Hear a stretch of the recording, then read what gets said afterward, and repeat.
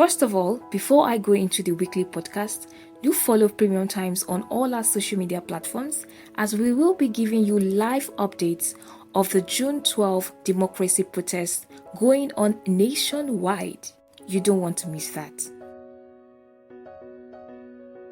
Hi everyone, Titilope Fadare is back here again. So last week we spoke about the indefinite ban on Twitter from Nigeria. Today, more is on the way. So you may not only have to tweet from London, you may have to Facebook from Italy and then WhatsApp from Brazil.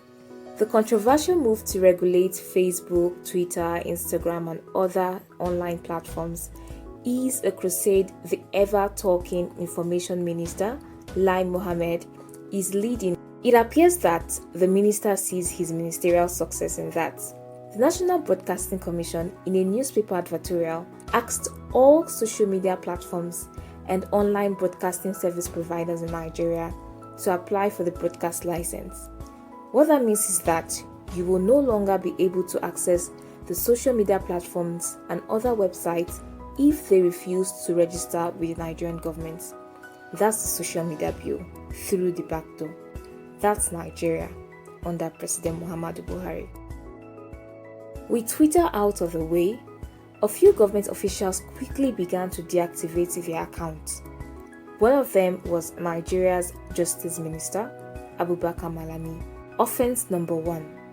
He accessed his Twitter account when he was the same person that had said anyone bypassing the government's directive risks being charged to court. But that is not all. The screenshot of his Twitter deactivation page gave him away, as it contained a couple of icons, including one used to trade the prohibited cryptocurrency. The screenshot on his phone showed that Mr. Malami had Latoken, a crypto trading app, on. That's offense number 2. Attorney General Malami, please step forward.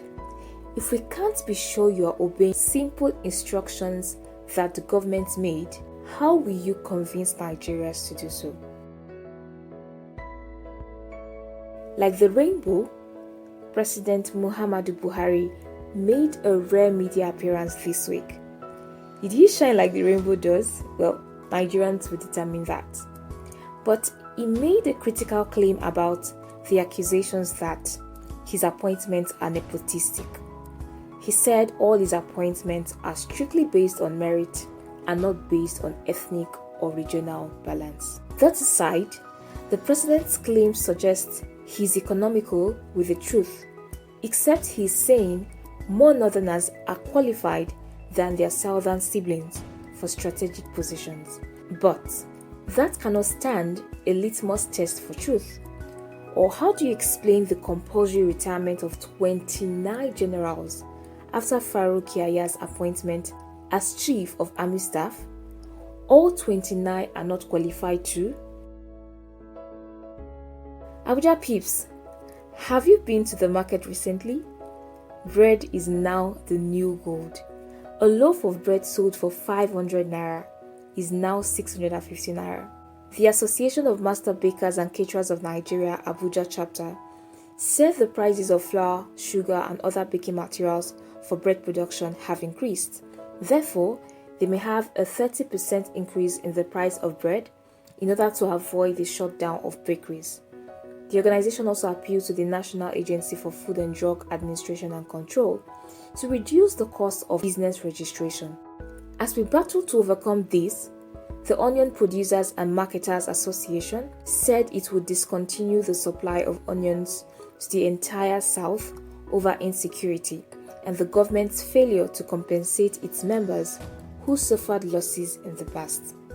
The group said 4.5 billion naira worth of onions and properties were destroyed by suspected criminals across southern states in the last few months, in addition to the loss of lives of members of the association without any compensation.